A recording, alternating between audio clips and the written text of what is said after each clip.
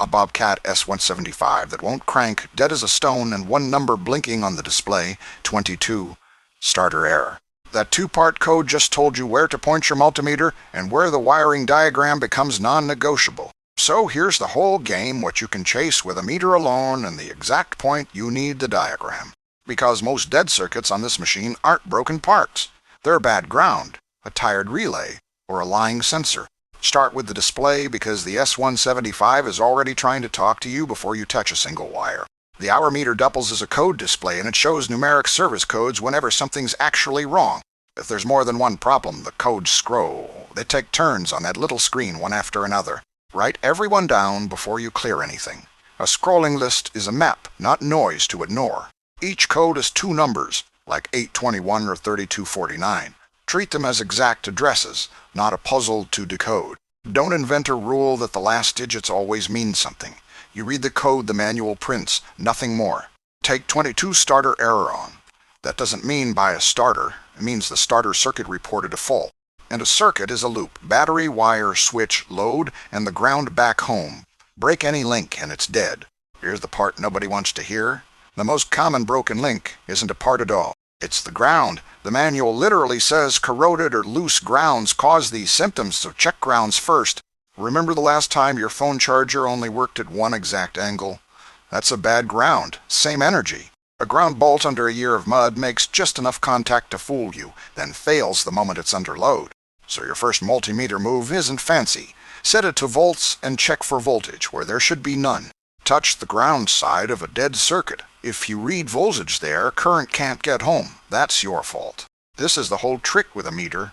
You're not seeing electricity, you're seeing exactly where it stops. Voltage is pressure, continuity is a clear path, and resistance is how hard that path fights the current back. If chasing a bad ground instead of buying a starter just clicked for you, that's what this channel's for. Stick around. Now the battery. Before any deep diagnosis, a weak battery quietly fakes a dozen different faults at once. Meter on the posts, engine off, you're checking it's actually full, not just alive enough to click once. The exact healthy voltage is in the service manual. Read the number there.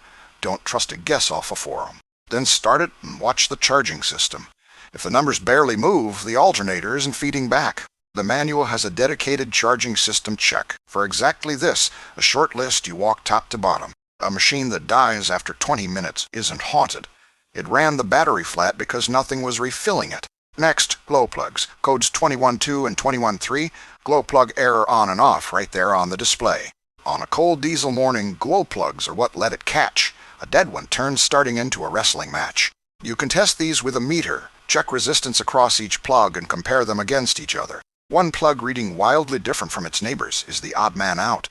That's a part you can find alone. Relays are next, and relays are where a lot of people quietly give up. Don't. They're honest little things. A relay is just a switch. A small current flips, so a big current can flow. Two circuits, one hinge. When a relay clicks but nothing happens, the coil works and the contacts are burnt. A meter shows you which. Check for continuity across the output side while the relay is energized. No path means the contacts are toast. Even simpler, swap it with an identical relay nearby and see if the problem moves. The manual shows which ones match. Horn dead with a 44.2. Horn error on? That's the relay, the ground, or the horn itself. Test in that order. Right blinker out with 45.2, same discipline. Power in, ground out, then the bulb. Cheapest and likeliest first. Now sensors, and sensors are sneaky, because a sensor doesn't have to die to lie to you. Take coolant temperature. Code 821 is out of range high and 822 is out of range low.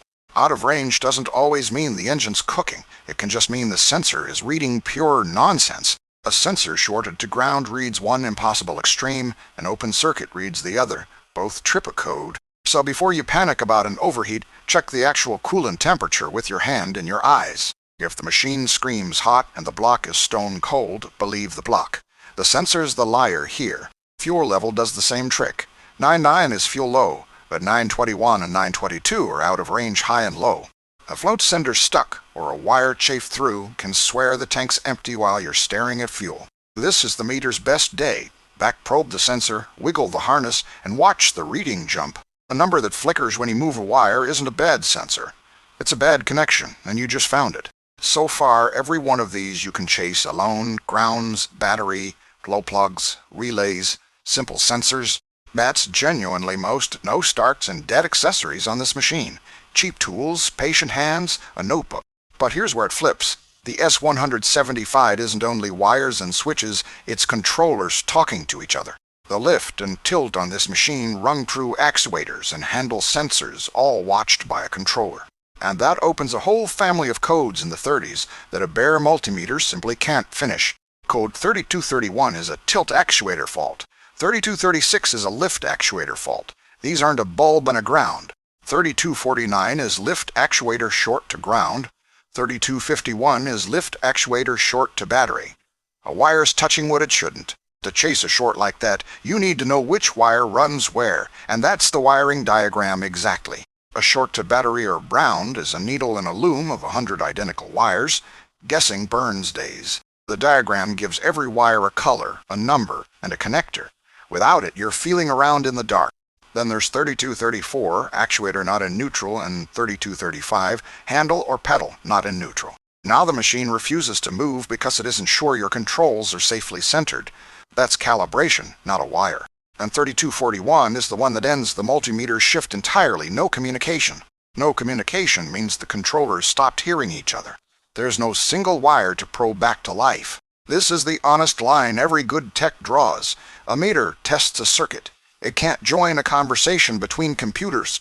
When codes point at actuators, calibration, or communication, you stop guessing and open the diagram. The wiring diagram isn't a defeat, it's the map that turns 100 identical wires into named streets. It tells you which pin on which connector should read what, so your meter finally knows where to stand.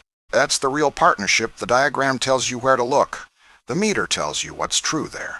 So build the habit in this exact order every time, and you'll fix most of these without a toe. 1. Read and write down every scrolling code before you clear a single thing off that display. 2. Check grounds. Corroded or loose grounds fake more faults than any actual part on this machine. 3. Confirm the battery's full and the charging system's really charging, using the manual's own check. 4. Chase the cheap, testable stuff, glow plugs, relays, simple sensors with volts, continuity, resistance. 5. The moment a code names an actuator, calibration, or communication, put the meter down and pull the diagram.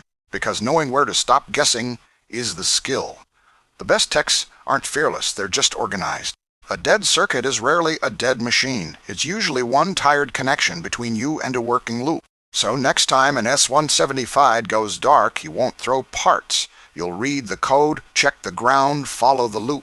Most of it you finish with a $15 meter and a rag. The rest with a diagram open beside you. The exact codes, voltages, and full wiring diagram are in the service manual linked below. Read them, never guess. Like this, if it saved you a guess. And subscribe for daily diagnostics next up, an S175 that cranks but won't start. Point the meter, check the ground, open the diagram. That's the whole job. See you in the next one.